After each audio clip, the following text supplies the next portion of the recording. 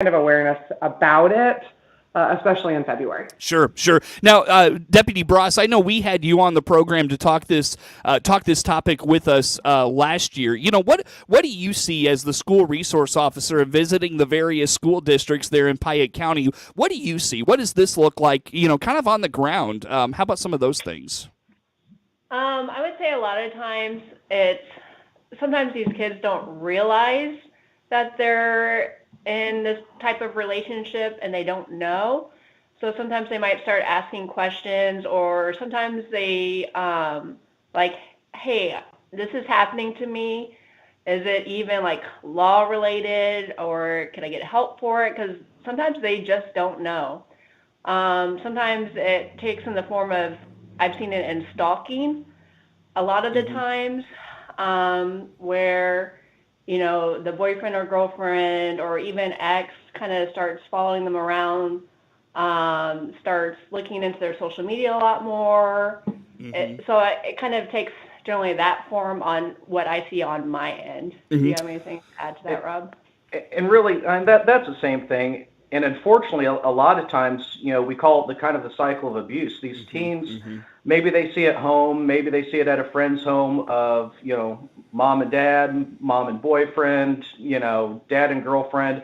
They see that and they think, well, it happens at home, it must be normal behavior. And part of this is actually getting the word out, saying that, abuse is not a normal thing, and they need to report that so we can try to help them out. Sure. It's funny. I had on my program yesterday a group of educators talking about what they see on the ground level as it relates to mental health. And, one thing they mentioned is the fact that what they see is the national data, the things we know about teen dating violence, it's kind of playing itself out very similarly in their school district. Do you all find, particularly on the law enforcement side of things, Deputy Bross, Chief Bross, do you guys find that it plays itself out to the way the national data does? Does that make sense? Yeah. Yeah. I mean, we follow, again, whether it's rural or urban, we follow about the same path. It's just, instead of a big urban area of 100,000, we have a smaller population of, say, 20 or 25,000. Sure. Definitely.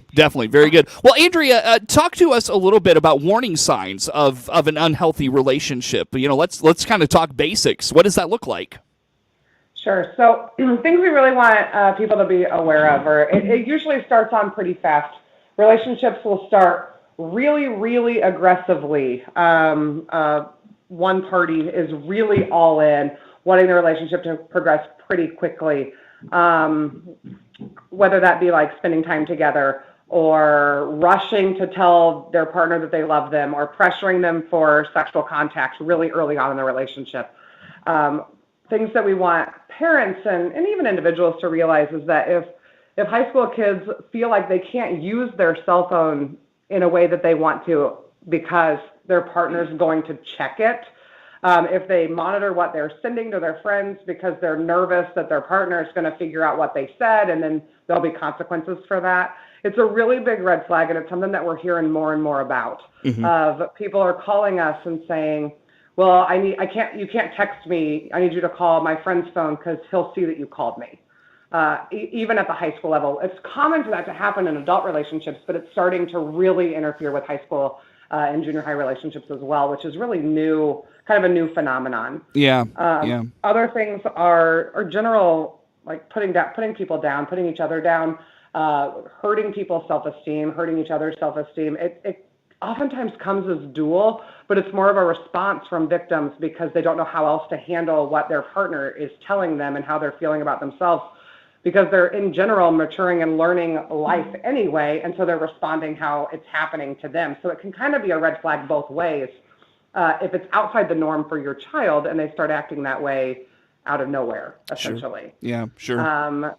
Like with adult relationships, anytime there's isolation, if people stop hanging out with their friends to spend all of their time with their partner, if your child or if you as a victim are experiencing any type of physical harm, it is most relationships, normal relationships, there should not be any form of physical harm at all. So one time is too many times. And then, of course, forcing or talking about or pressuring any type of sexual activity that one partner is not comfortable with, but they feel like they can't say no. Yeah, sure. Very good. Again, our guest on the phone today, Andrea Kocher, is the Director of Services for Willow Tree Missions, Monticello Police Chief Rob Bross, and School Resource Officer for Piatt County Schools with the Piatt County Sheriff's Department, Deputy Lindsey Bross, with us. We talk Teen Dating Violence Month here this month, and some experts in the field to kind of run through all of these things. And Deputy Bross, I'm curious from your perspective, again, just kind of going back to what you see at the ground level and the things you encounter. I'm sure social media is a large piece of the things that you encounter, whether it's a daily basis, a weekly basis. I'm sure it's something you frequently see. And how does that spill into teen dating violence? Can you speak to that? Oh, for sure. Well, since a lot of kids have social media, that's kind of like what they use. And one of the things I have been really seeing and really noticing is how AI is coming on with social media and how that's being used and abused. And then also sexploitation, basically. Mm-hmm. So those are really the two things that, I've been seeing a lot of. Can you speak to those, Detective Bross or Deputy Bross? I'm sorry. Can you speak to those a little bit more? Like, how is AI kind of coming into this, and how is sexploitation? What are those two things? How are they kind of starting to become more common? Can you speak to that a little further? Yeah. So one of the things that's happening is people will use AI to say you're have a regular photo on whether it's Snapchat, Instagram, TikTok, those types of things that juveniles use, and they will take a regular image that you put on there, and somebody might use the AI and distort it, making a possible nude image of them, and not realizing that. So I've been seeing that. Another thing we've been seeing is whether boyfriend, girlfriend, or even somebody you might not even know, asking for images and basically nude images, and just keep on hounding you to start talking to you. And sometimes, unfortunately, just to get them off their back, that juvenile young adult might still send that nude image to that person, whether boyfriend, girlfriend, or somebody they might not even know. Yeah. Just to get them to stop. Well, part of that's a crime now, is it not? Yes, it is. Yeah. Yeah. Anytime you have sexually explicit nude images of a juvenile, it is a crime. Yeah, absolutely. So now when it comes to just the social media components, and this goes beyond just teen dating violence stuff, but it's just kind of in general, back in, and I don't know how old you guys are, but back in my day, this stuff was just kind of coming on the scene, and so I didn't have a cell phone in high school. I really didn't get anything until I was, almost halfway through college. And, so it was really one of those things where back in the day, you went to school and your problems really kind of stayed in the halls of the school. They didn't really bleed into your home life. I mean, at least in terms of that's where you encountered everything. Maybe it impacted that, but that's where you didn't encounter it. But now kids go home, they've got all this stuff now in front of them, and so it's not only at school they're getting hit with it, they're getting hit with it at home, and when they're just trying to be a member of their family, now it's still in their face. How about that? Oh, correct, for sure. And just a constant, and that's where, if the parents don't have a line of communication, or if they don't know, if a juvenile is looking to date, they're going to find something, whether it's good or bad. And if the parent doesn't have that open line of communication with their child, they're going to find that online, and, in that aspect, it might not be basically, it's not healthy for that. Another is through their friends, obviously, and again, it might not be healthy. So you got to have that open line of communication and with your parents, and just constantly checking in. And unfortunately, with social media, sometimes you don't have that stop. Right. Chief Bross, anything you want to add to the comments made here? Deputy Bross hit the nail on the head. The communication between parents or guardians and their kids, that that's a must.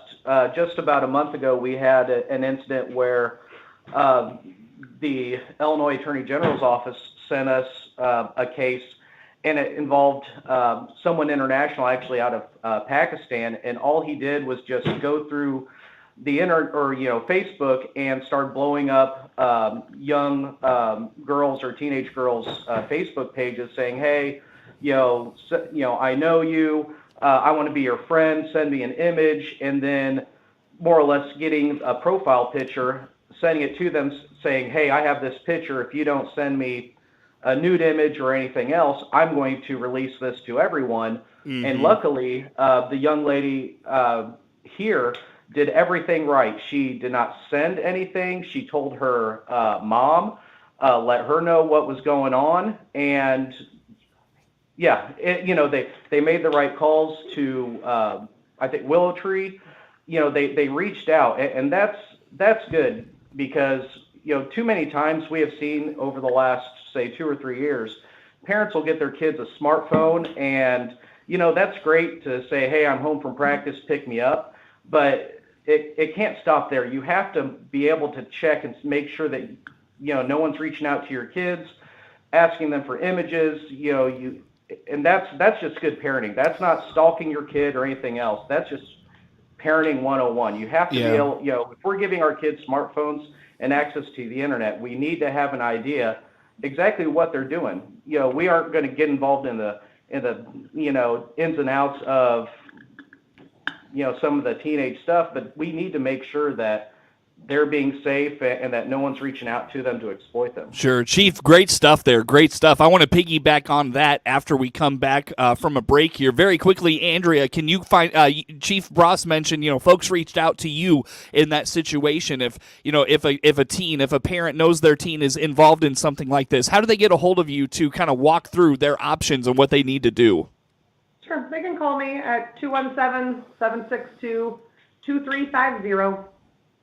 Andrea Kocher, Director of Services at Willow Tree Missions, along with Chief of Monticello Police Department, Rob Bross, and Deputy Lindsey Bross with the Piatt County Sheriff's Office with us here for this morning. More to come with them on the WHOW Morning Show.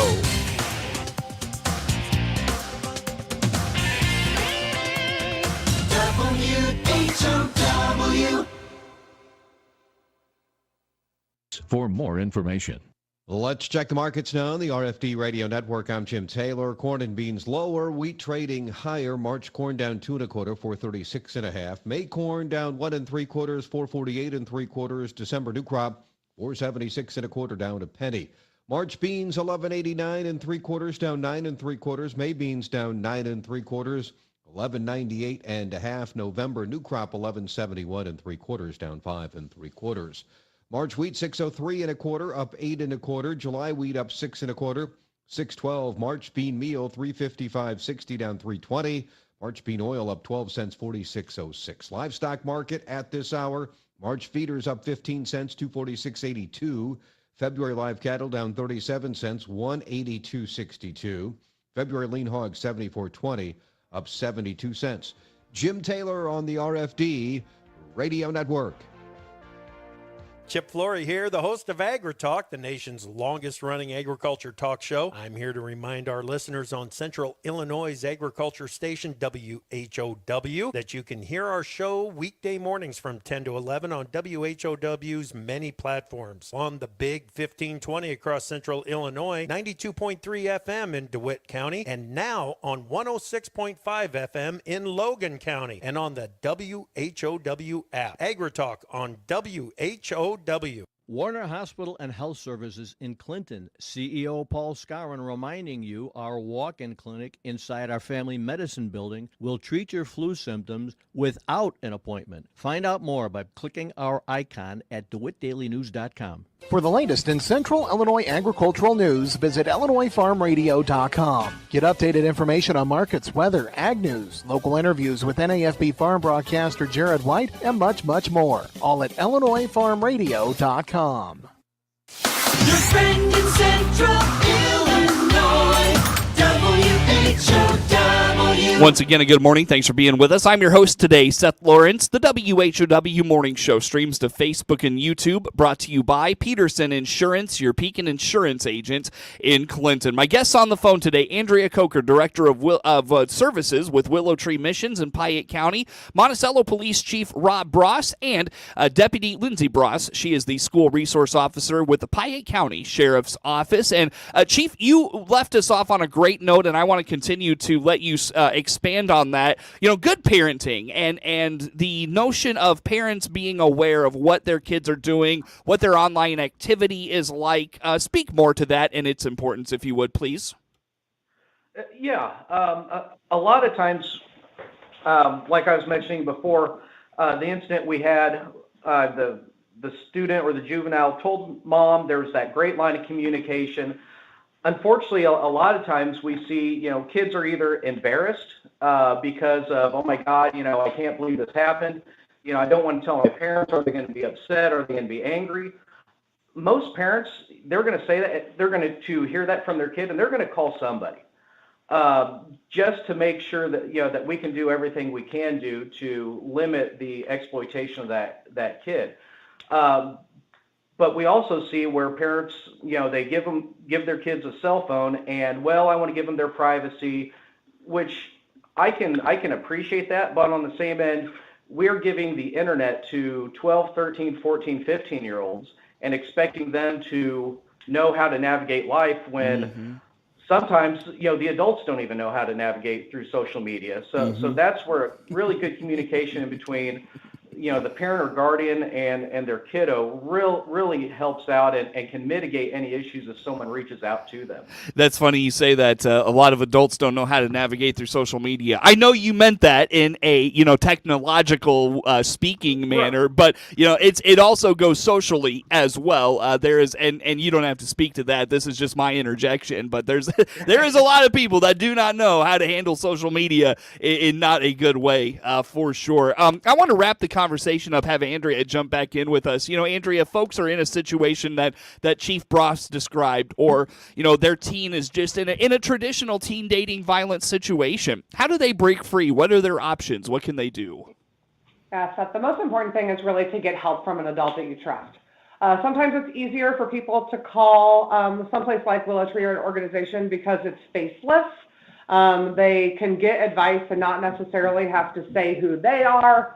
They can talk about the situation and kind of bounce off the ideas off of a professional on what's going on without really having to formally report it, or they can get advice on how to talk to their parents.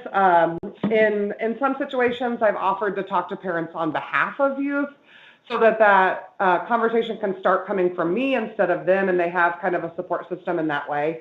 A juvenile having some sort of support is really the most important piece in order for them to get out of the situation.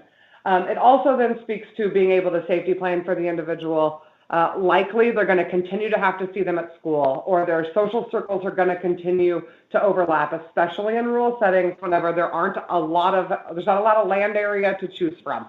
So if you go to the same high school, you're going to be in the same buildings. But there's a lot of planning we can do to help individuals really navigate that and move forward to strengthen themselves and keep out of the relationship. Very good. Well, we've covered a lot here today, friends. Andrea, did I miss anything from your perspective you want to put out there for us that we haven't touched on yet? No, I don't think so. I think it's really important to know that nationally you can reach out to an organization called loveisrespect.org. Youth can text, call, email, just gain general knowledge from their website. It's really great. It's kind of an immediate interaction with someone who will listen and give advice, and it's a really great organization. Sure. Chief Bross, Deputy Bross, did I miss anything from you all's perspective? No, I mean, I think we hit everything. The big thing is just letting someone know. I'm not so naive as to know that, a 13-year-old that says, oh my God, someone asked me for a nude image, are they going to be comfortable talking to a 41-year-old male officer? No. So a lot of times we reach out and explain to them, listen, we have a great school resource officer that she's developed relationships over the last 5 years or so. Or Willow Tree. These are people in the community that they may be better better apt to talk to a 13-year-old or, someone along those lines. That way, the big thing is just to make sure that there's the support there for the kiddos. Fantastic, guys. Great stuff. Andrea, very quickly, Willow Tree's information for folks to contact you. Yep, they can find us online at willowtreemissions.org or by phone at 217-762-2350. Fantastic, guys. Network news on the way on the WHOW Morning Show. The Big 1520 WHOW Clinton, 92.3 FM W222 BG Clinton, 106.5 FM W293 DJ Normal Bloomington. News this hour from townhall.com.